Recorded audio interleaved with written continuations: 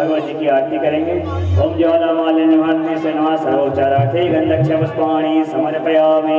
हरि ओम चंद्रमा मनसो जातः स्वर्ग अजा जग के मंगल की आरती पापियों को आपकी है नाम की भागवत भगवान की है आरती पापियों को पाप से है नारती।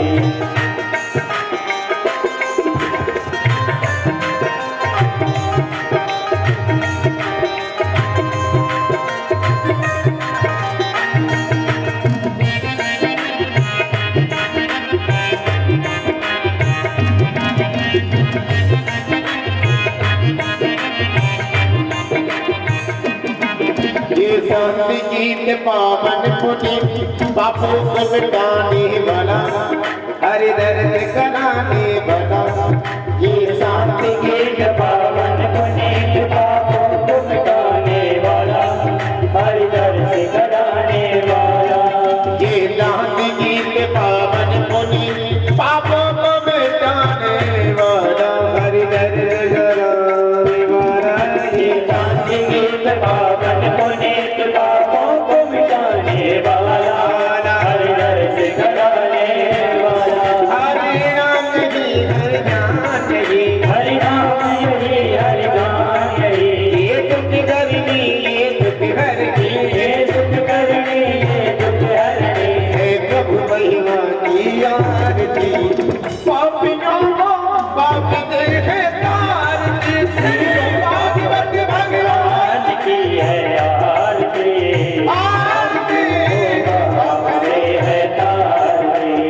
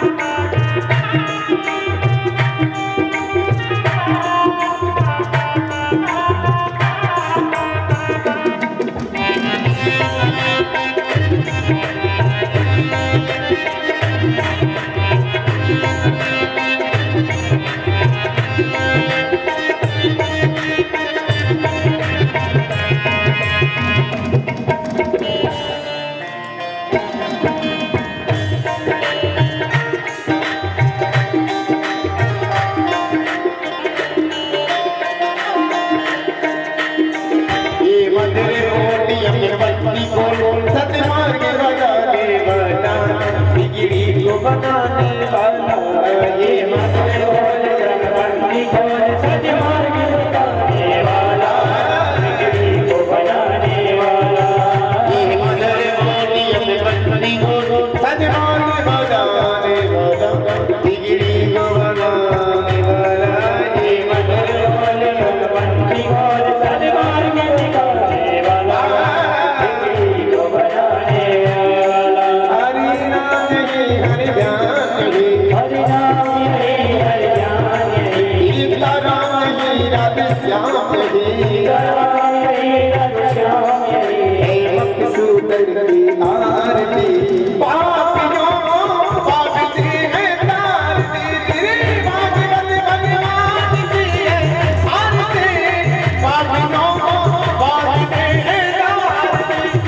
तुम गौरव करना गंगा उदार में मुझे नमता भगवत मिहिजा भवानी से संगमा तुम्ही माता जगदा तुम्ही बंधु जगदा तुम्ही जागरण तुम्ही मुदरे हरि राम हरि राम जप राम हरि हरे हरि कृष्ण हरि हरि राम हरि कृष्ण हरि हरे हरे राम हरि राम हरि राम हरि हरे हरे कृष्ण हरे कृष्ण हरे कृष्ण हरे हरे हरे कृष्ण हरे हरे हरे कृष्ण हरे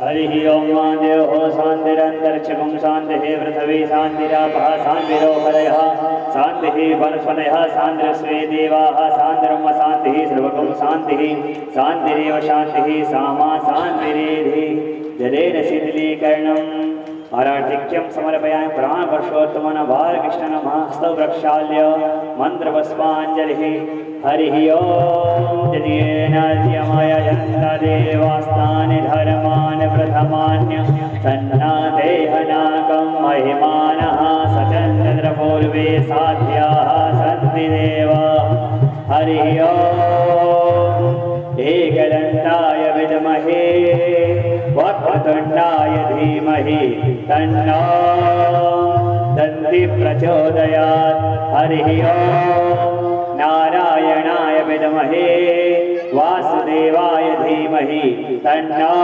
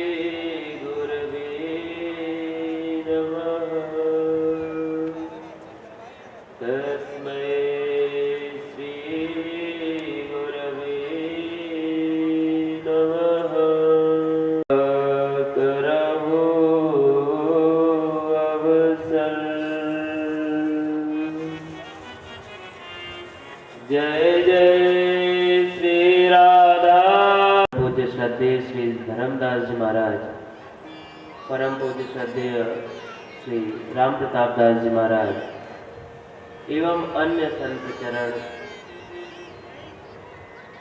भगवत प्राप्त महापुरुष व मंचस्थ विराजमान विप्रचरण जय राम जय जय राम श्री राम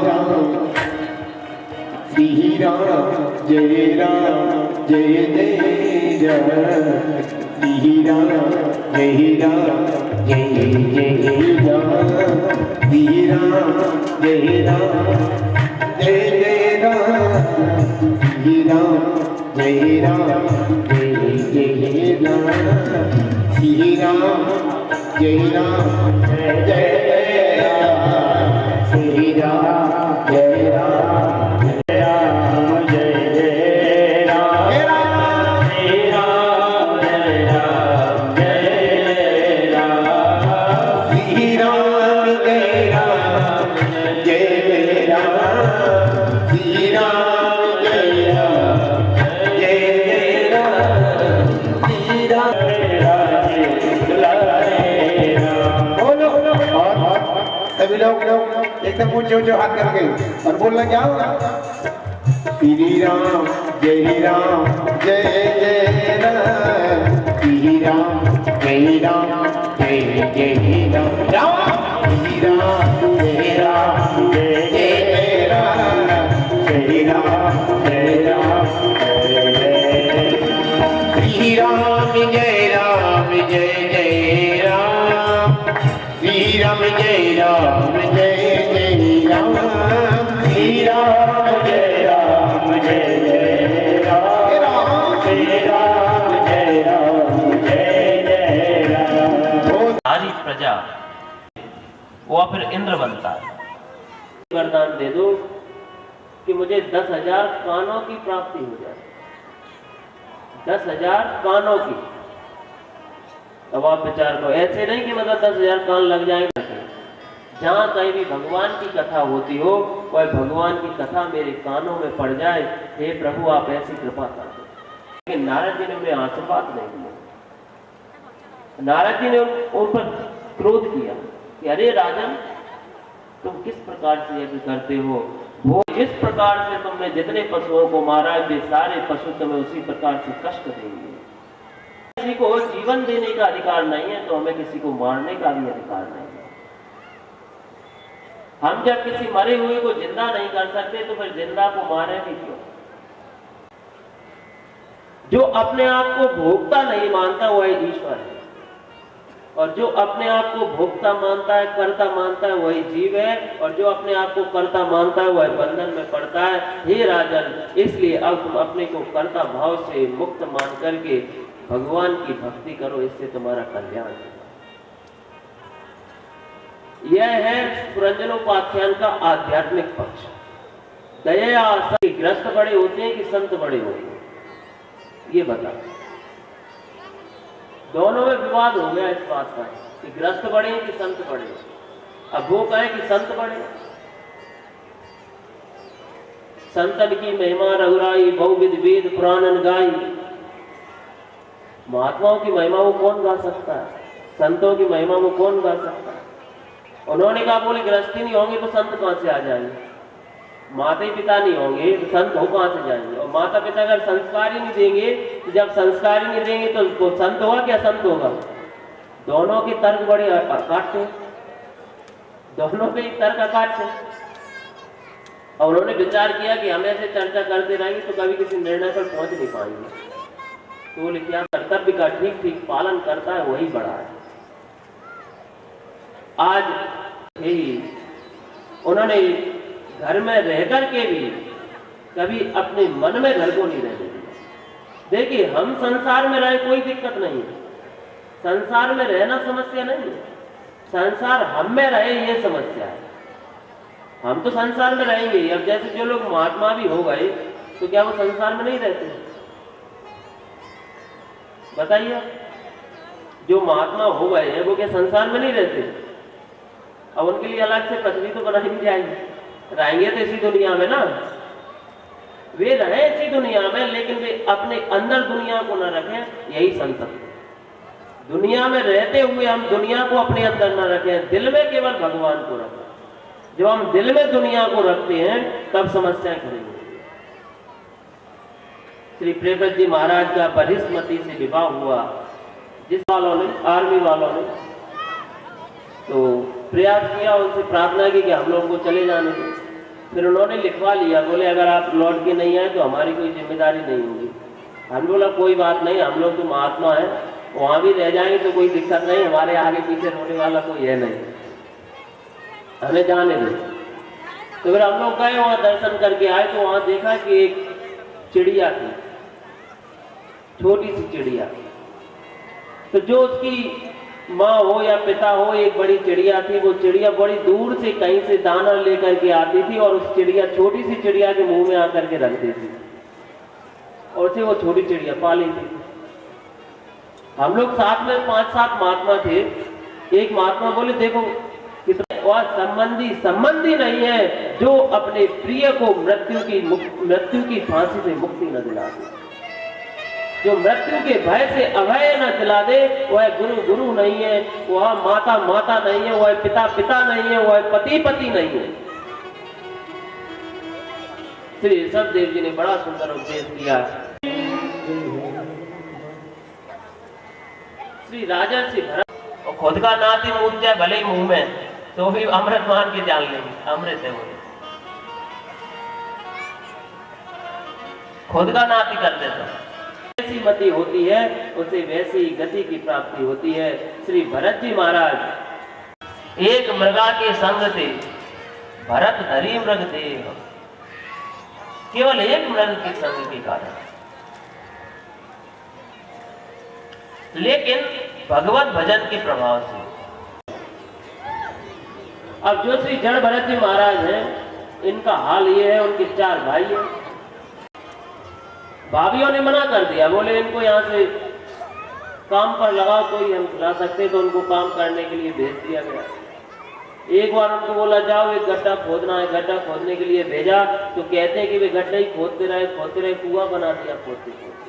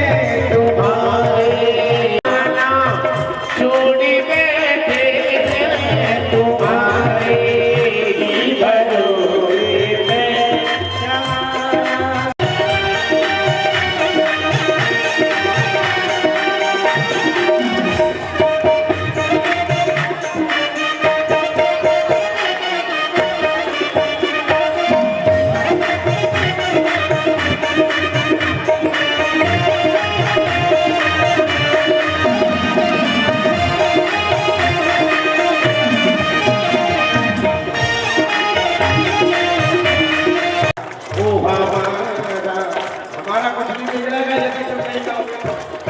यदि आप नहीं जाओगे तो हमारा क्या बिगड़ने वाला कुछ नहीं है। हम तो ड्यूटी निभा रहे हैं, ड्यूटी, इसलिए आप भी अपनी ड्यूटी निभाइए।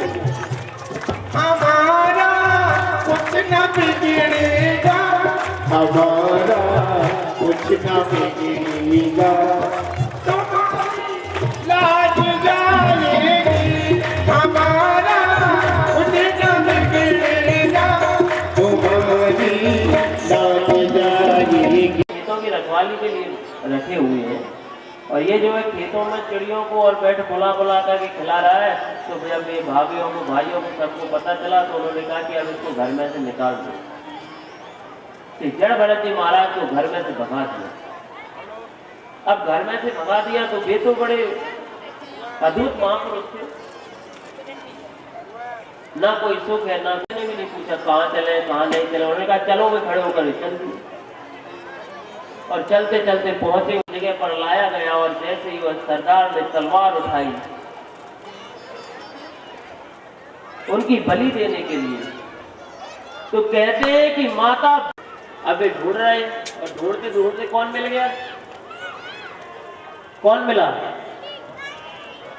जड़ भरत जी महाराज। ढूंढते हुए जड़ भरत जी मिल गए और जड़ भरत जी को बोला कि चलो। जड़ भरत जी आज तक अपने जीवन में कभी बोले नहीं, जिसने जो बोला वही करने लगे। उन्होंने बोला चलो तो चल दी और चलते चलते चलते चलते उनको जा करके ले जा करके सीधा उसको लगा दिया पालकी में। अब जड़ भरत जी महाराज पालकी में लग गए, पालकी को चलाने लगे। लेकिन बड़ी अद्भुत घटना घटी। घटना ये घटी कि जड़ भरत जी महाराज पालकी को चला तो रहे हैं लेकिन उनका ध्यान नीचे धरती पर है। ध्यान कहाँ है उनका? नीचे धरती पर। और क्या ध्यान है कि कहीं कोई जीव जंतु, कहीं कोई कीड़ा मकोड़ा मेरे पैरों में आकर के मर न जाए। कहा भी गया है श्रीमद् भागवत महापुराण में ही, न्यसेत पादम दृष्टिपूतम।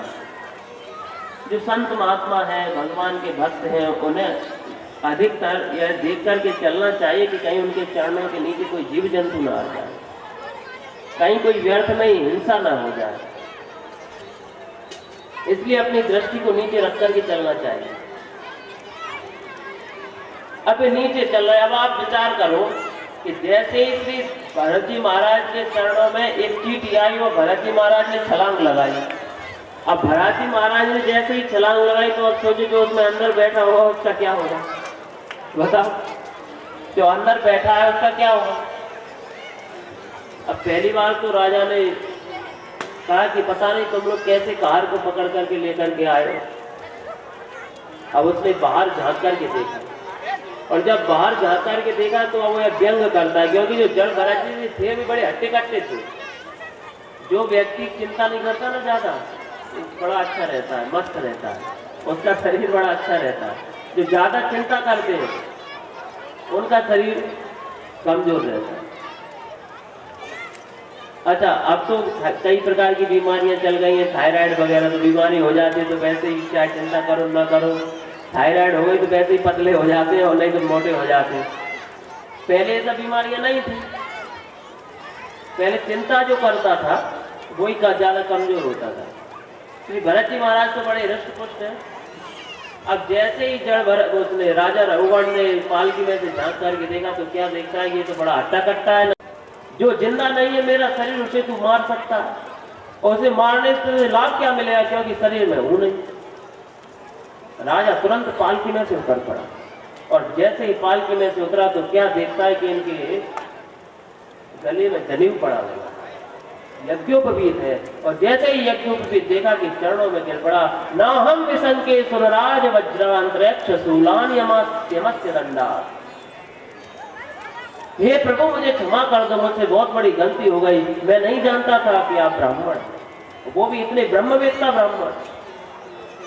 मुझे तो लगता है साक्षात कपिल मुनि भगवान ही तो नहीं कहीं आपका स्वरूप धारण करके आ गए। ये महाराज मुझे क्षमा कर दो, मुझसे बहुत बड़ी भूल हुई।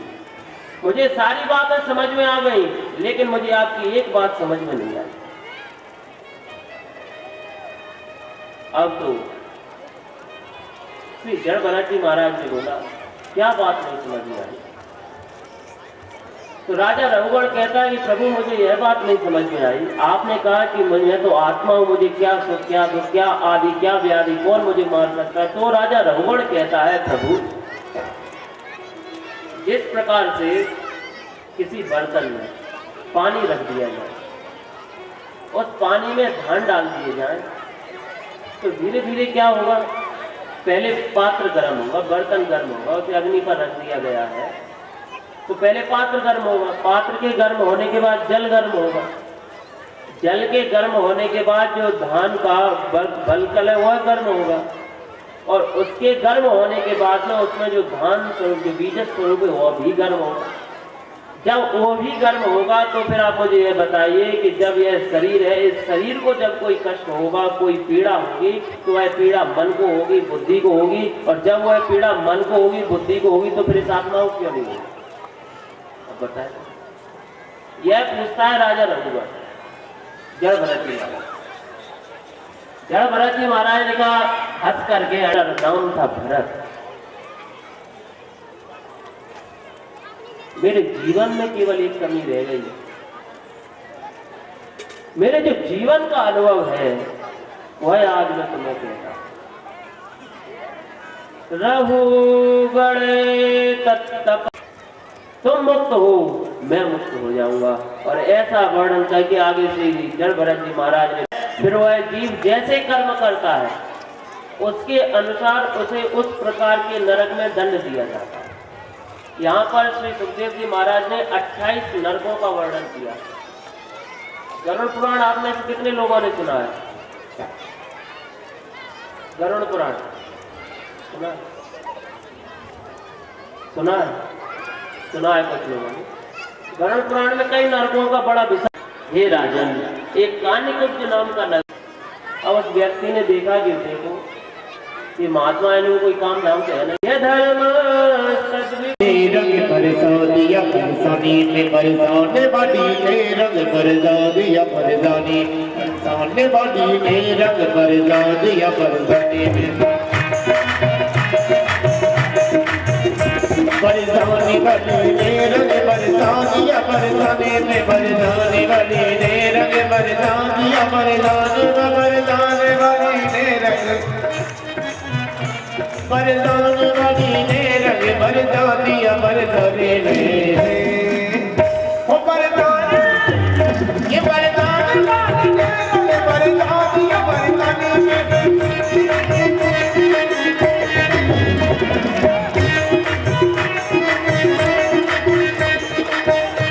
और मैंने जो देखा तो ये दिल दीवाना हो गया है, मैंने जो देखा तो दिल दीवाना हो गया है, वो मैंने जो देखा तो ये दिल दीवाना हो गया है, मैंने जो देखा तो दिल दीवाना हो गया। कि मेरे मन में तूने, वो मेरे मन में तूने, वो मेरे मन में तूने ऐसा बरसा दिया बरसाने में, बरसाने वाली ने बरसा दिया बरसाने में।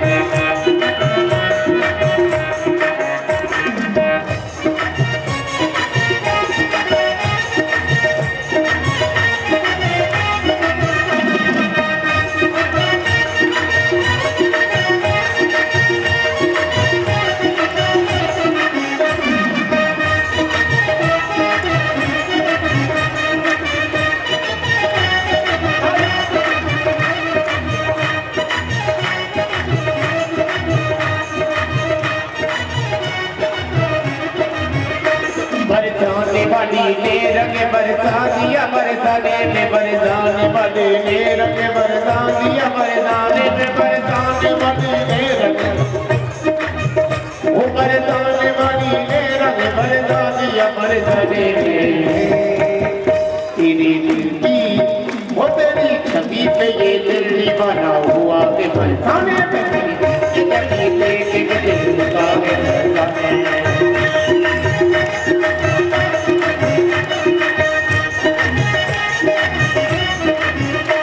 तेरी छवि देखी हमने जो देखो ये बरसाने में, तेरी छवि मैंने देखी यो देखो बरसाने, तेरी हंसी मैंने देखी, तेरी हंसी मैंने देखी यो देखो बरसाने में,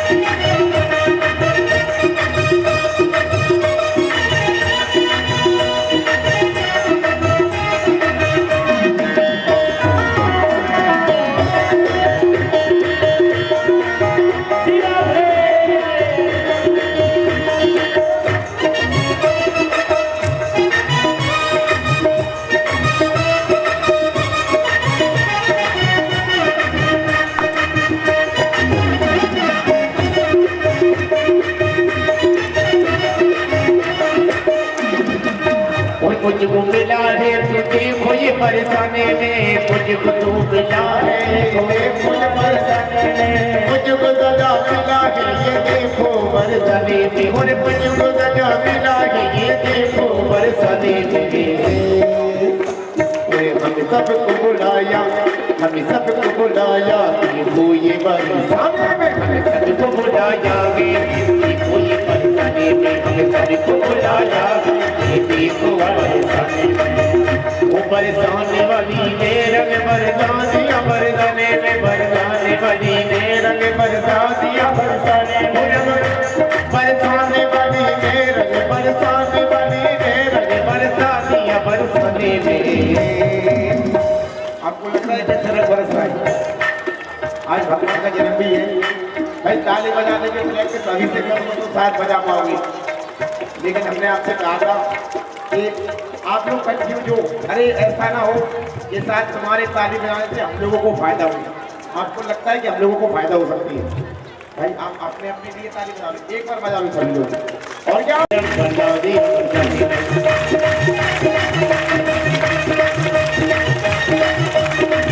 बरसाने वाली ने रंग बरसा दिया, बरसाने में बरसाने वाली ने रंग बरसा दिया, बरसाने में बरसाने वाली ने रंग बरसाने वाली ने रंग बरसा दिया, बरसाने में बरसाने बरसाने बरसाने वाली ने रंग बरसा दिया, बरसाने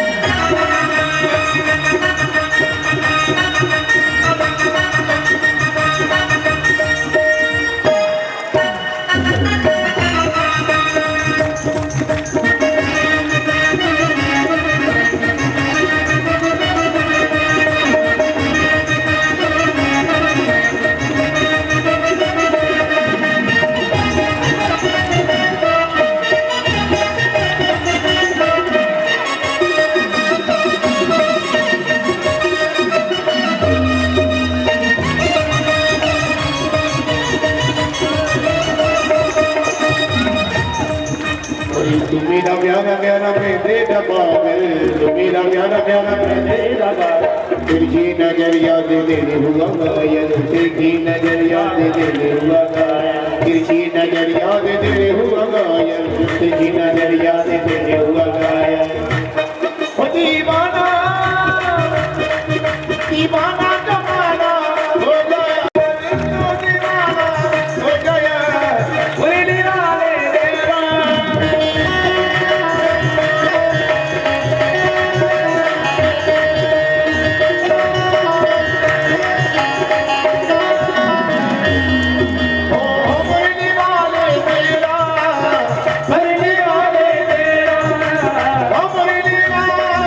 बेगुनी भगवान के पार्षद हैं।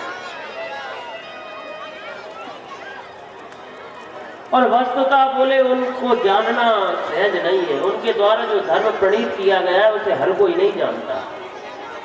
तो बोले भगवान उसे कौन कौन जानता है? तो धर्मराज कहते हैं स्वयंभू नारदः शंभो नहीं मस्तो कृत विष्णु कृत्यान, जिसके पैर चल करके भगवान की कथा में न गए हो, जिसने कभी भगवान के मंदिर में जाकर के उन्हें प्रणाम न किया हो, उनका नाम न लिया हो, उसे तुम बेझिझक सीधा उठा करके लाना, जैसे भी ला, मारते पीटते जो तुम्हें अच्छा लगे वो करना उसका। और बोले भगवान फिर लाएं किसे ना? बोले जितने बताए उनमें से कोई अगर एक भी करता, भगवान के नाम की अद्भुत महिमा है, भगवान की नाम महिमा। कहते हैं यावती नामनी शक्ति, नाम में भगवान के नाम में जितनी शक्ति है उतने पाप तो मनुष्य अपने जीवन में कर ही नहीं सकता कभी, जितना भगवान के नाम में पापों को जलाने की शक्ति है।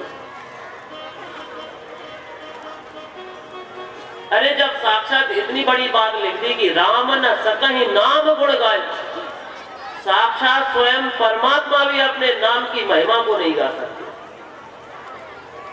पाई न कही गति पतित पावन राम भज सुनु सन सठ मना गनिका अजामिल व्याध गीत गजाद खल तारे घना आवीर जमन किरात खस सो पचाद अति अग रूप जे कही नाम बारक ते पावन हो ही राम नमामि तेरी जा सुनाम सुमिरत एक वारा उतर ही नर भव सिंधु अपारा।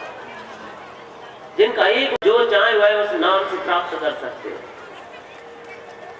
एक छोटी सी कथा आती है कि एक महात्मा थे, कर देखा है लोगों को। अच्छा क्या कर दिया इसने? बोले इसने एक भगवान का नाम लिख करके दिया और उसमें मैंने घोल करके पिलाया। इसने बताया तो जो है हमारे बच्चे की पेट का दर्द ठीक हो गया। तो गुरुजी ने उसके सामने तो कुछ नहीं कहा। जब वो चले गया तब बोला, अरे तूने केवल नाम की इतनी महिमा समझी है?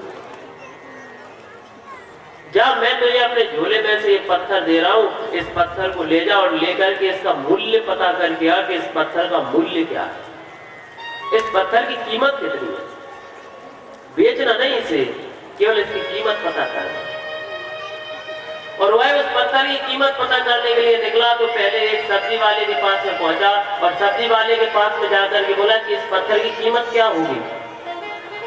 उसने बोला, 2 धनिया की गड्डी ले जाओ, ये पत्थर हमें दे जाओ, हमारे तौल माट के काम आएगा। ये पत्थर हमें दे जाओ, 2 गड्डी ले जाओ धनिया की, और क्या लोगे। और आगे बढ़ा,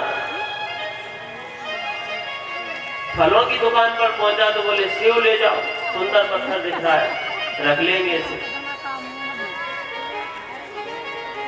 सब जगह गया और घूमते घूमते घूमते घूमते सुनार के पास में पहुंचा। सुनार को दिखाया। सुनार ने बोला कि ये पत्थर तो बड़ा अलग ही दिखता है, मैं इसके 10,000 रुपए लगा सकता हूं, ये आप मुझे दे दें। और आगे गया, कीमत बढ़ती गई इसकी।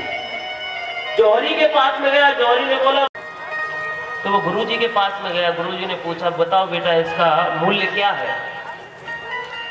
बोले, गुरुजी क्या बताएं, कोई धनिया की गड्डी बता रहा है, कोई पालक की गड्डी बता रहा है, कोई 2 सेव इसके बदले में दे रहा है, और कोई 10,000 दे रहा है, कोई 1 लाख दे रहा है, कोई 10 लाख दे रहा है। एक राजा तो अपना पूरा राज्य ही दे रहा है इसके बदले।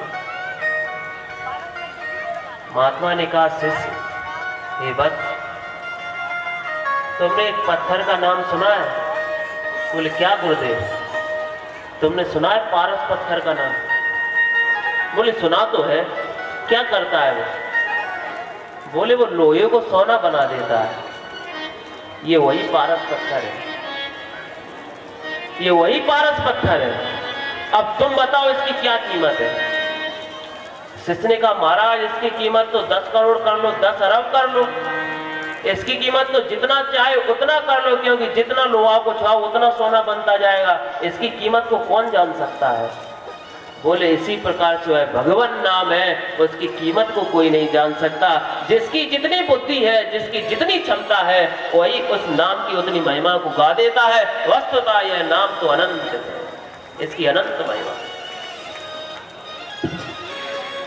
आज नाम महिमा गाने के बाद में श्री परीक्षित जी महाराज कहते हैं कि हे सुखदेव जी महाराज, मैं देखता हूं कि वस्तु। तो प्रहलाद जी ने सुनाया कि हे प्रभु, हे पिताश्री, मैंने इतनी सुंदर सुंदर शिक्षाएं ग्रहण की हैं कि आपको क्या बताऊं।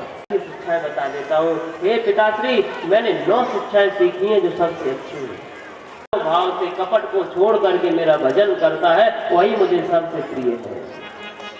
ये 9 भक्तियों में चाहे भले कितना भी बड़ा राक्षस क्यों न हो। वेद में एक मंत्र आता है, ऋग्वेद के 10वें मणि प्रहलाद जी महाराज इतने मस्त है कि उनको जो स्पर्श करता है प्रहलाद जी को वही कीर्तन करने लगता है। क्यों होता है? मैं सही उत्तर दे देता हूं तो आपको बुरा लग जाता है। अरे पिताश्री, ऐसी कौन सी जगह है जहां मेरा नारायण नहीं बनूंगा? भगवान ने कहा, बोले तेरे लिए हमने लौंग का महीना बना दिया पहले से। बोले एक्स्ट्रा महीना चल रहा है, लीप ईयर है। बोले अरे मैं जो सर्वश्रेष्ठ भक्त हैं उनके लिए श्री प्रहलाद जी महाराज प्रेरणा, प्रहलाद जी महाराज उनके लिए आदर्श हैं। प्रहलाद जी के साथ में भगवान तो सदैव, प्रहलाद जी महाराज तो सदैव राज्य करते रहे, लेकिन उनका एक ही काम रहा कि भगवान को कभी ना भूलेंगे और ना भगवान से कुछ मांगेंगे। आप सब भी उनके साथ में बड़ा ही सुंदर भगवान का भजन करते हुए, श्रद्धा और भक्ति के साथ में श्री प्रहलाद जी को अपना आदर्श मानते हुए, उन्हें प्रणाम करते हुए, उन्हें अपने हृदय में बिठाते हुए बड़ी भक्ति के साथ में, श्रद्धा के साथ में श्री कृष्ण गोविंद हरे मुरारी हे नाथ नारायण वासुदेवा, हे नाथ नारायण वासुदेवा, हे नाथ नारायण वासुदेवा।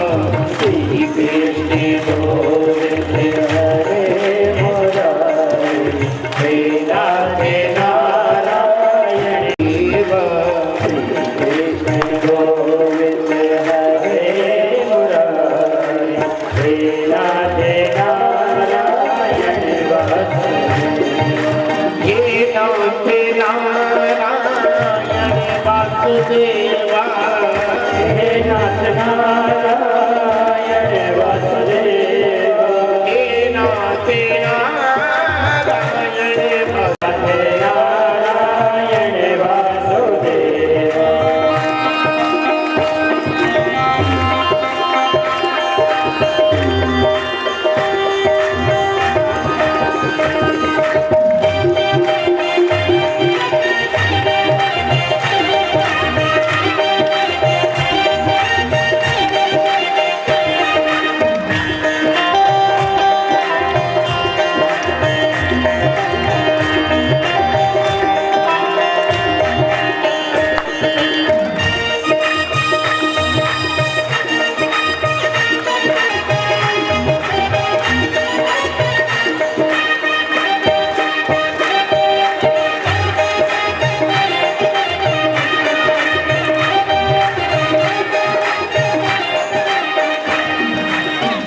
कृष्ण गोविंद हरे मुरारी हे नाथ नारायण वासुदेवा, श्री कृष्ण गोविंद हरे मुरारी हे नाथ नारायण वासुदेवा।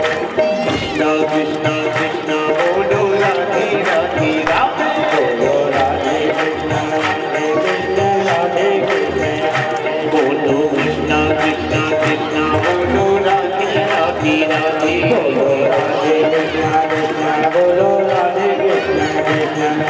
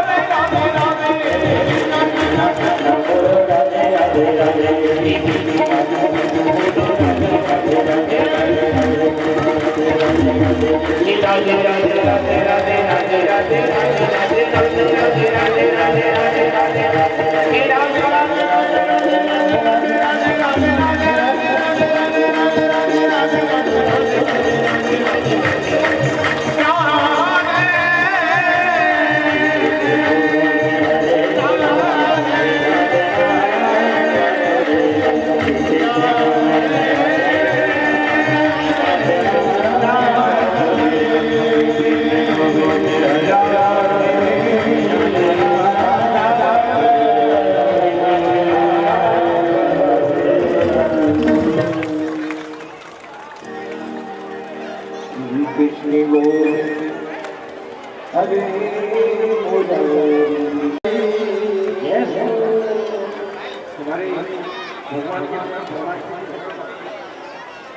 अरे सुन बल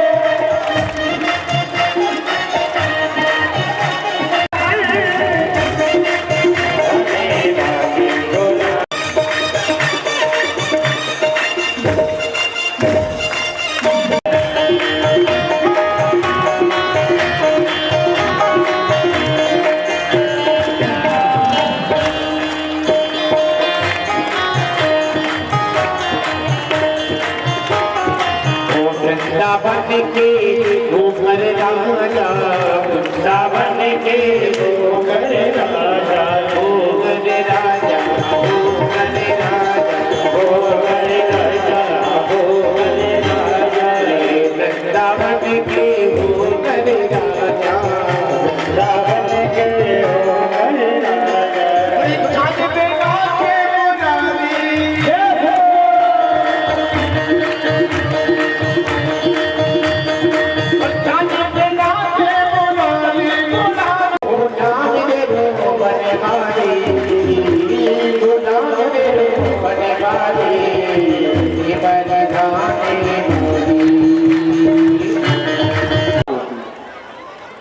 और ऐसे जब कई बीत जाते हैं तब उसे कहते हैं एक मनवंतर। हर मनवंतर में भगवान परिवार पर ऐसा अभिमान था कि मेरे ऊपर अगर कोई आक्रमण करेगा तो मेरे परिवार वाले तो मुझे बचा ही नहीं। इतना बड़ा परिवार है, ये मेरा परिवार तो मेरी रक्षा करेगा ही, ऐसा वह विचार करता था। और समझ पुरुषायाद वीराय परेशाया विधिमहि। मैं उन भगवान को प्रणाम करता हूँ जो भगवान इस समस्त जगत के आदि कारण है। पूरी स्तुति में उस गज ने किसी भगवान का नाम नहीं लिया, किसी भी भगवान। और जब किसी भी भगवान का नाम नहीं लिया, केवल यह कहा जो संपूर्ण संसार को संचालित करते हैं, जिन भगवान की शक्ति से संपूर्ण ब्रह्मांड चेतनता को प्राप्त है, वे भगवान मेरी रक्षा करें। तो साक्षात वहां पर श्रीमन नारायण भगवान का पदार्पण हुआ और नारायण भगवान ने वहां आकर के सबसे पहले ग्रह का उद्धार किया। राजन की परीक्षित ने पूछा, प्रभु ग्रह का उद्धार पहले क्यों किया?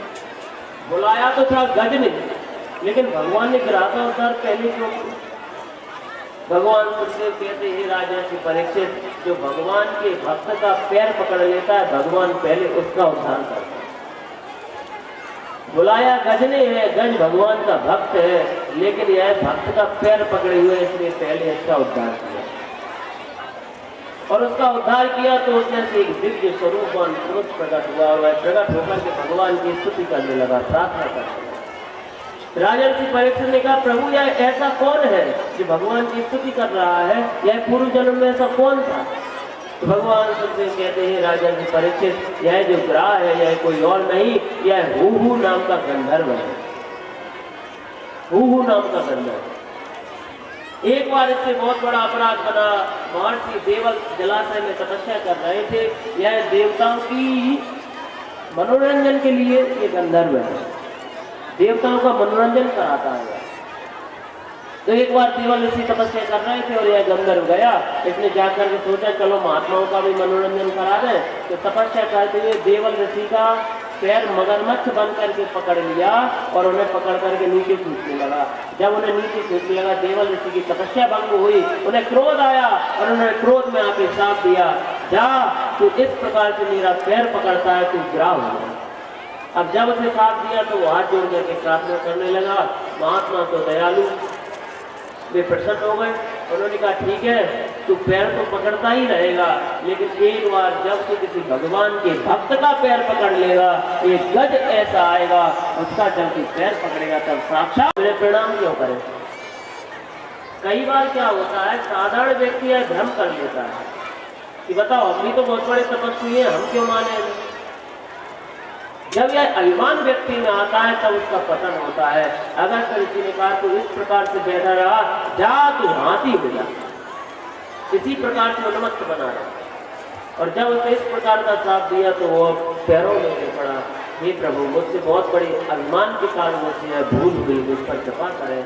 जब उन्होंने इस प्रकार से कहा तो अगस्त ऋषि ने कहा कि जाओ तुम गज तो हो गए, लेकिन जिस समय तुम्हें सब छोड़ देंगे तब तुम्हें अपने अंतिम समय में यही स्मृति भगवान की आएगी। जो तुम आज उन परम पुरुष परमात्मा का अपने हृदय में ध्यान करते हो, वही भगवान तुम्हें अंतिम समय में दर्शन देंगे और तुम्हारा उद्धार करेंगे। बोले नारायण भगवान की।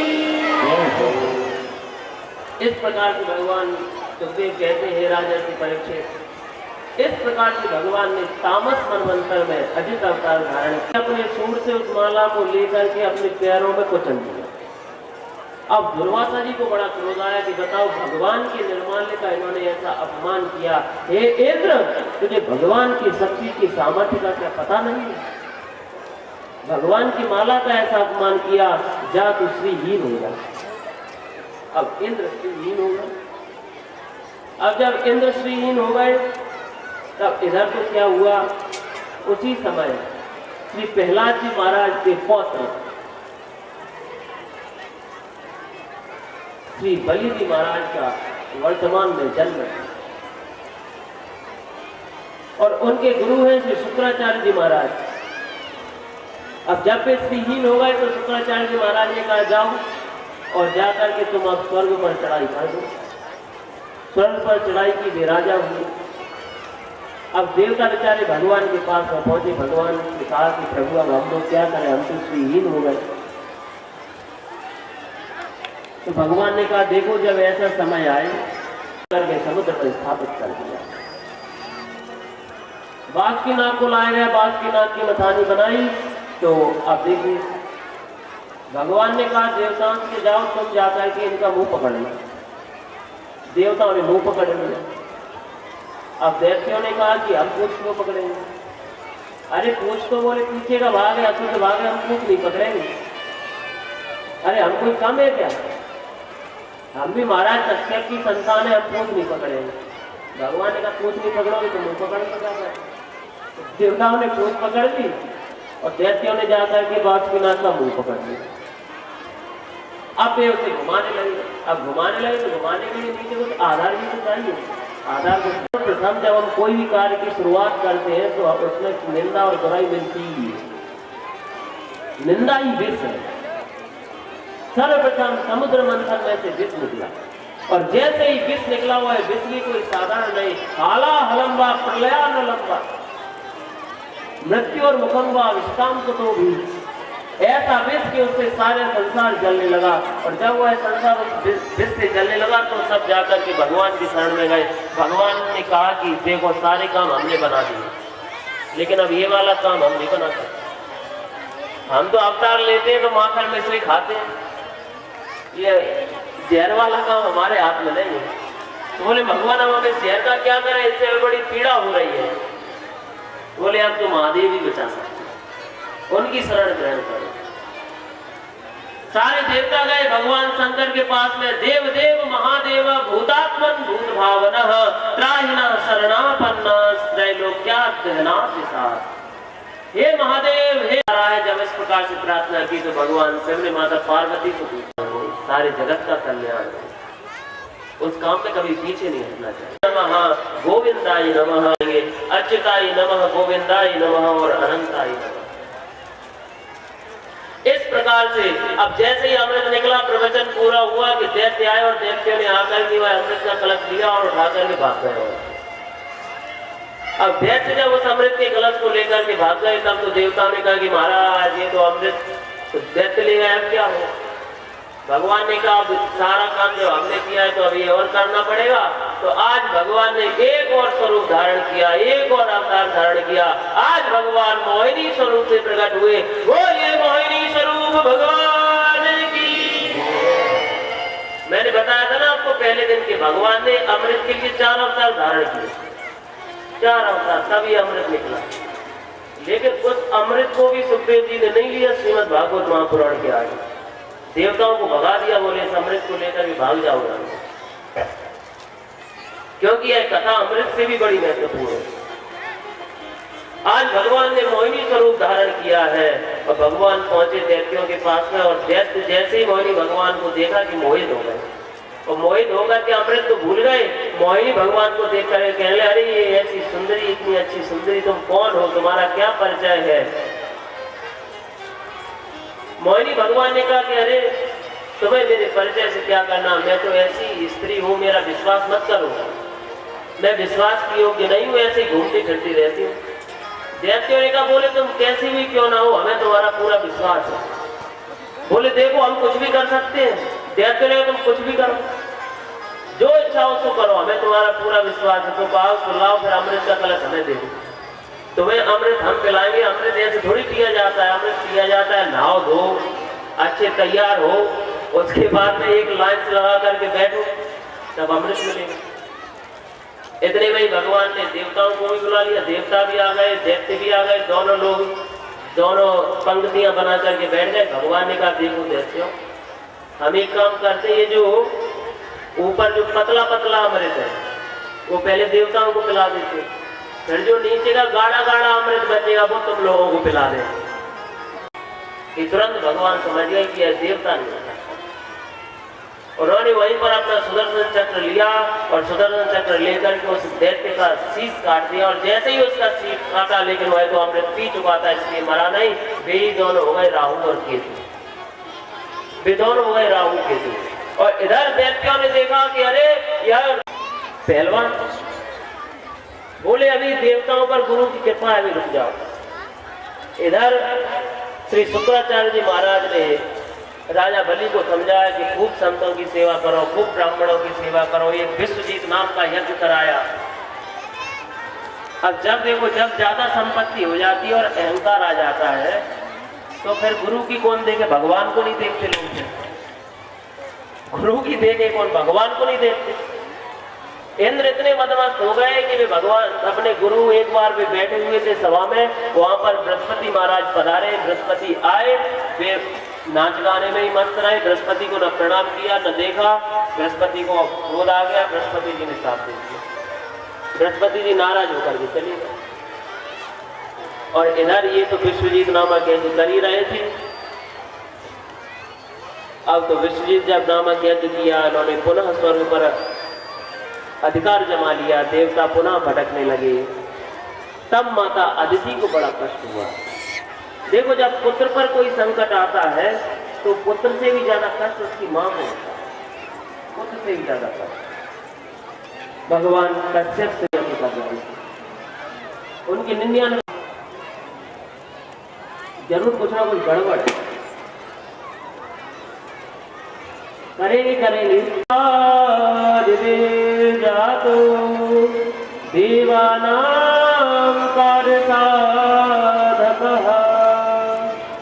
ये विरोचन पुत्र राजा बलि, यह कोई साधारण ब्राह्मण नहीं है, यह साक्षात भगवान विष्णु द्वार पर खड़े, पहचान लो इन्हें, भगवान विष्णु रव्ययः। और ये देवताओं का काम बनाने के लिए कश्यप और अदिति के गर्भ से जन्म लेकर के यहाँ आए। इनको मत दो 3 पग होंगे, इनका कोई भरोसा नहीं है, 3 पग में जाने क्या न करे। ये अभी तुम्हें दिख रहा है इतने छोटे, इनका कोई भरोसा नहीं है, ये कब क्या कर दें, इनका विश्वास मत करो। अब जब इस प्रकार से कहा तो राजा बलि ने कहा कि मैं तो प्रण कर चुका हूँ, 3 पग होंगे दूंगा। गुरु ने कहा कि गुरु की बात नहीं मानता। राजा बलि ने कहा कि अब सत्य को कहने चाहिए। शुक्राचार्य जी ने कहा देखो, सत्य को भी त्याग देना चाहिए। बोले त्यागना तो नहीं चाहिए वैसे, लेकिन यह सत्र नीति है कि सत्य की भी कई बार अगर असत्य बोला जाए तो उसकी निंदा नहीं की जाती। विवाह में नम्र विवाहे च प्रत्यर्थे प्राण संकटे गौ ब्राह्मणार्थे हिंसायाम नान्यतम त्याज्य पुत्रकम। किसी कन्या का विवाह होता हो, गौ की हत्या होती हो, अगर हमारे झूठ बोलने से वह बच रही है, यदि किसी की मृत्यु पर संकट पड़ रहा हो, किसी जीव की मृत्यु हो रही हो और हमारे असत्य बोलने से यदि वह बच जाता हो तो ऐसा असत्य बोल देना चाहिए। ऐसे असत्य की शास्त्रों में निंदा नहीं की, बोल दो।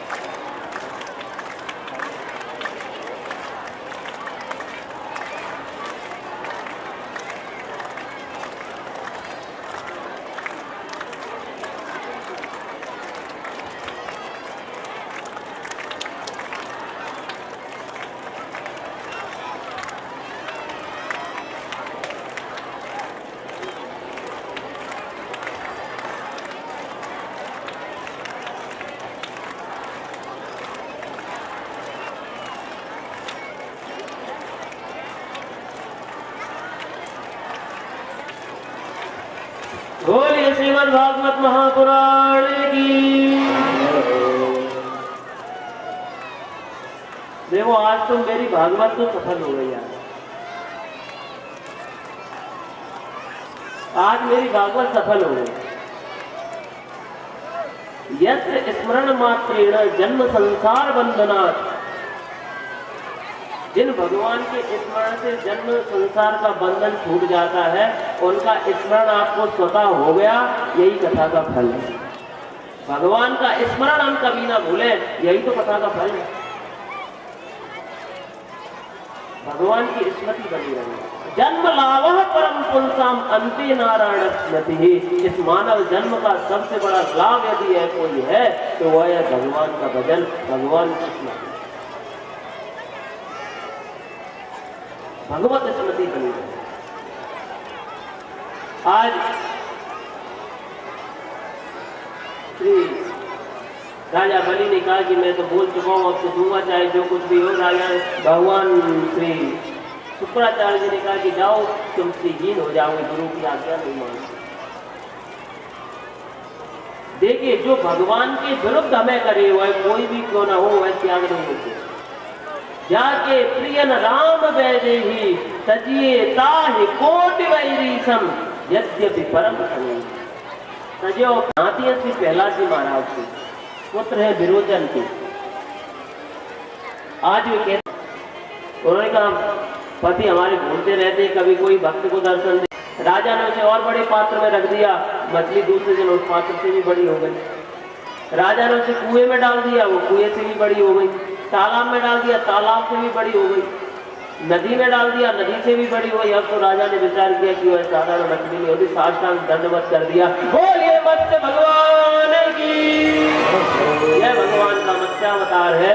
भगवान ने मत्स्यावतार धारण किया। राजा ने कहा प्रभु मेरे लिए क्या आज्ञा है। भगवान ने कहा जब प्रलय काल का समय उपस्थित होगा उस समय मैं प्रकट होऊंगा और मेरे ऊपर मेरी जो ऊपर निकली हुई है सींग, उस सींग में तुम नाव बनाना, एक बड़ी मजबूत उस नाव को बांध देना और उसमें समस्त सृष्टि के बीज रख देना। जब प्रलय काल हो जाएगा उसके बाद में जब पुनः सृष्टि स्थापित करनी होगी, भगवान श्रीमन नारायण के नाभि कमल से भगवान श्रीमन नारायण की नाभि से कमल का प्राकट हुआ। कमल पर श्री ब्रह्मा जी का प्राकट हुआ। ब्रह्मा जी के मरीचि हुए। मरीचि के पुत्र श्री कश्यप जी महाराज हुए और कश्यप जी महाराज के हुए विवस्वान सूर्य। इन्हीं विवस्वान सूर्य का श्राद्ध देव मनु के यहाँ उनकी एक पुत्री से उनका विवाह हुआ, जिससे उन्हें सुद्युम्न नाम के पुत्र की प्राप्ति हुई। और यह पुत्र भी अब देखिए पत्नी चाह एक बार उन्होंने निश्चय किया 1 साल के लिए कि मैं भगवान विष्णु का यजन करूंगा, एकादशी का व्रत करूंगा। यह उन्होंने 1 साल के लिए व्रत लिया और उन्होंने बड़ी ही श्रद्धा से, बड़ी भक्ति के साथ में एकादशी का व्रत किया। अब जब उनका एकादशी का व्रत पूर्ण होने को आया तो अब उन्हें पारण करना था, क्योंकि पारण करने ही वाले थे कि उसी समय से दुर्वासा जी महाराज वहां पधारे। और जब दुर्वासा जी महाराज वहां पधारे, उनके साथ में कई शिष्य हैं, कई शिष्यों को लेकर अब दुर्वासा जी आ गए। अब दुर्वासा जी ने कहा कि राजन हम अभी नहाए जाएंगे। राजा ने कहा महाराज कुछ भोजन कर लो। बोले जब नहा ही नहीं है तो भोजन कैसे करेंगे, पहले नहा करके आएंगे तब भोजन करेंगे। तो कहा प्रभु आप स्नान करके आइए। तो दुर्वासा जी अपने सारे शिष्यों को लेकर के स्नान करने के लिए चले गए। जब वे स्नान करने के लिए गए तो वहां पर क्या हुआ, इधर पारण का समय निकला जा रहा है, क्योंकि पारण के बाद तो उनको बड़ा क्रोध हुआ। उनको ऐसा क्रोध हुआ कि उन्होंने अम्बरीश के ऊपर प्रत्याप को छोड़ दिया कि जाओ तुम इस अम्बरीश राजा को मार डालो। अब प्रत्या गई, लेकिन जो भगवान का भक्त होता है उसकी रक्षा साक्षात भगवान स्वयं करते हैं। और जैसे ही वह प्रत्या आई तो प्रत्या ये तो कह रहे थे कि चाहे प्रत्या आ जाए चाहे मृत्यु आ जाए, मैं पीछे नहीं हटने वाला, मेरे रक्षक भगवान है। और वह प्रत्या आकर के श्री दुर्वासा जी महाराज में रक्षा नहीं कर सकता। भगवान विष्णु के पास में गए, प्रभु आप तो रक्षा कर लो, आपका सुदर्शन चक्र मेरे पीछे पड़ा हुआ है। प्रत्यय को तो उसने मार दिया, लेकिन अब ये मेरे पीछे पड़ा है, आप रक्षा करो। ये स्वतंत्र ये द्विज, मैं स्वतंत्र नहीं, मैं भक्त के पराध के पास में पहुंचे तो वहां पर क्या देखते हैं कि अमरीश जी महाराज दुर्वासा जी को घूमते घूमते 1 वर्ष हो गया और घोड़े को ढूंढ करके लेकर के आओ। 60,000 को सारी जगह ढूंढे, लेकिन उन्हें कहीं भी घोड़ा न मिला तो धरती को ही खोदने लगे। खोददार इस प्रकार से दौड़े कि मारो मारो, हमें हमारा चोर मिल गया। और जब 60,000 एक साथ चिल्लाएंगे तो बताओ क्या हुआ, क्या हुआ? हर हर महादेव। तो जब 60,000 लोग चिल्लाए तो श्री कपिल मुनि जी महाराज के नेत्र खुले और रोष हो ही नहीं सकता, हमें कभी सम नहीं आ सकता। यह तो अपने ही कारण स्वयं नष्ट हो गए। ये जब 60,000 जल के भस्म हुए तो एक पुत्र है महाराज सनक के असमंजस को भेजा गया। असमंजस गए, असमंजस ने जाकर के उन 60,000 पुत्रों के भाइयों के चरणों का सहारा लिया और चरणों का सहारा लेकर के समुद्र के किनारे पहुंचे। वहां देखते हैं भगवान कपिल मुनि जी महाराज साधना कर रहे हैं, उनके पीछे घोड़ा बंधा हुआ। उन्होंने जाकर के कपिल मुनि जी महाराज को दंडवत प्रणाम किया और पूछा, प्रभु मेरे पूर्वजों के उद्धार का क्या कारण हो सकता है, मेरे पितरों का उद्धार कैसे होगा? आ जाऊंगी लेकिन मेरा वेग कौन देगा? इसलिए तुम पहले महादेव को मना लो, महादेव अगर मान जाएंगे तो मैं महादेव के शीश पर आ जाऊंगी, महादेव मेरे वेग को झेल सकते। तो फिर उन्होंने महादेव की प्रार्थना की, महादेव की स्थिति की।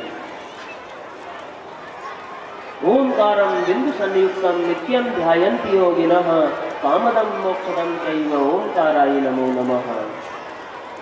महादेव को वंदन किया। बोलिए गंगा मैया की। गंगा मैया की अनंत महिमा है, अनंत महिमा है। श्री कालिदास जी लिखते हैं अपने इस ग्रंथ में कि जिस समय कुछ राजकुमारियां गंगा जी की थी, वे मृग, जोर से बोल, हाँ आप ठीक है। तो उससे क्या हुआ, माँ गंगा में स्नान करने से हमारे पाप ताप संताप द्रवीभूत हो जाएंगे, हमारा हृदय शुद्ध होगा, शुद्ध होगा। उनके पितरों का उद्धार हुआ। हे राजन की परीक्षित पद, जिनका भगवान राम के चरणों में सत्य प्रेम है, ऐसे महाराज दशरथ है। लेकिन उनकी बहुत उम्र हो गई, लेकिन उन्हें कोई पुत्र की प्राप्ति नहीं हुई।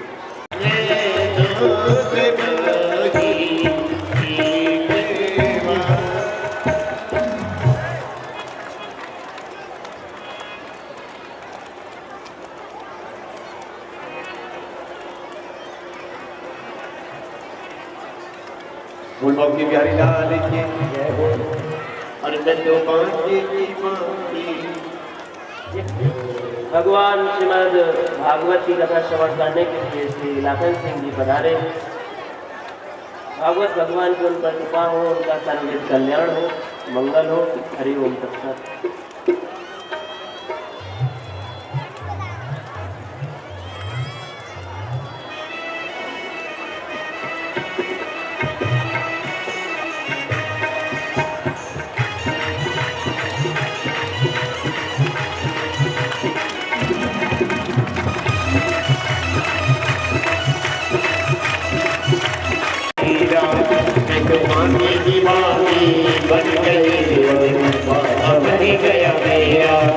और छली आगे रजी आगे गई आगे रजना की छली आगे रजी आगे गई आगे छली आगे रजी आगे सही आगे सजना की छली आगे रजी आगे सही आगे सही आगे मेरा मांगा मेरा मांगे की मांगे बन गई और मांगा बन गया मेरा मांगे की मांगे बन गई और मांगा बन गया मेरा।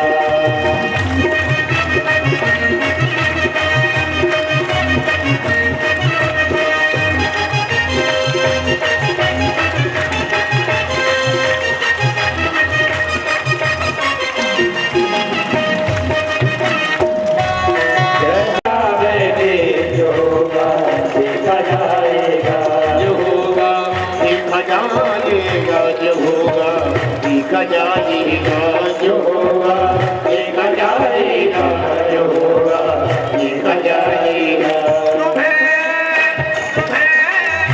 तुम्हें अपना बना बैठे जो होगा, देखा जाएगा। तुम्हें अपना बना बैठे जो होगा, कर देते। अब हमें पर्दा, अब हमें पर्दा, अब हमें पर्दा हटा बैठे जो होगा, देखा जाएगा। लगा बैठे जो होगा, देखा जाएगा।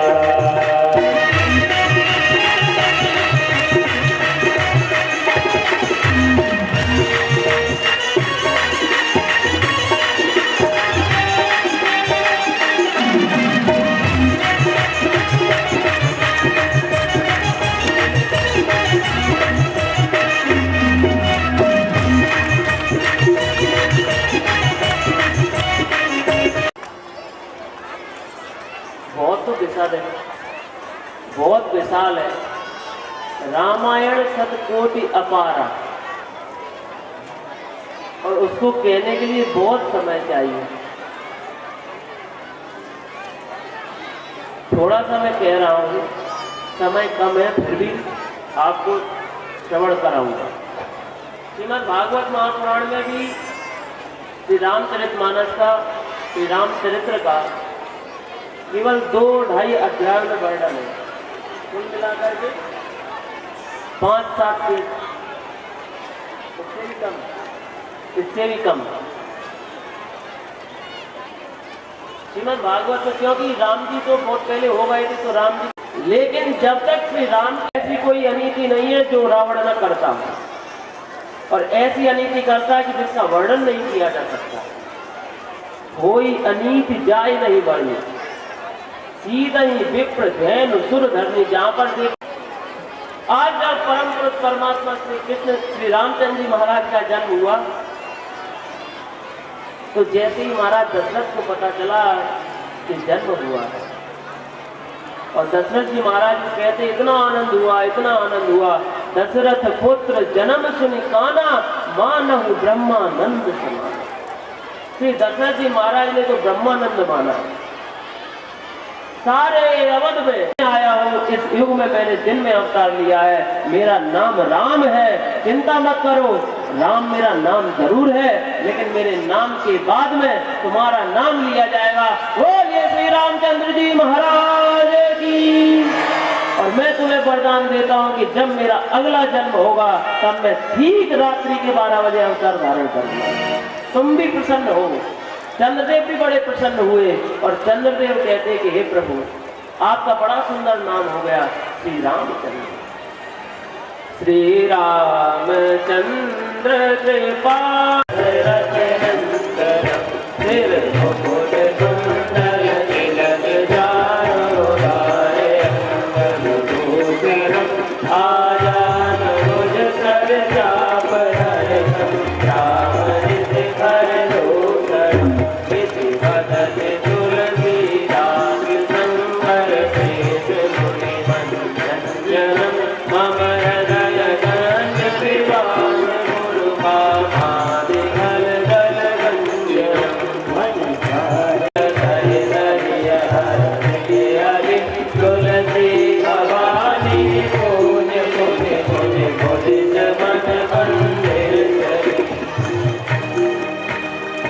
सुंदर स्तुति। भगवान का नाम हुआ श्री रामचंद्र जी महाराज। वशिष्ठ जी महाराज ने नामकरण किया। जो आनंद सिंधु सुख राशि, सी करते त्रैलोक सुपासी, सो सुख धाम राम असनामा, अखिल लोकदायक विश्राम। विश्व भरण पोषण कर जोई, ताकर नाम भरत दस जोई। जाके सुमिरन तेरे पुनासा, नाम शत्रुहन वीर सका। और ये जो लक्षणों के धाम हैं, इनका नाम लक्ष्मण होगा। राम लक्ष्मण भरत शत्रुघ्न, इन चारों के 52 नाम हुए। भगवान बड़ी सुंदर सुंदर लीलाएं कर रहे हैं। एक बार श्री विश्वामित्र जी महाराज आए और उनको लेकर के गए। भगवान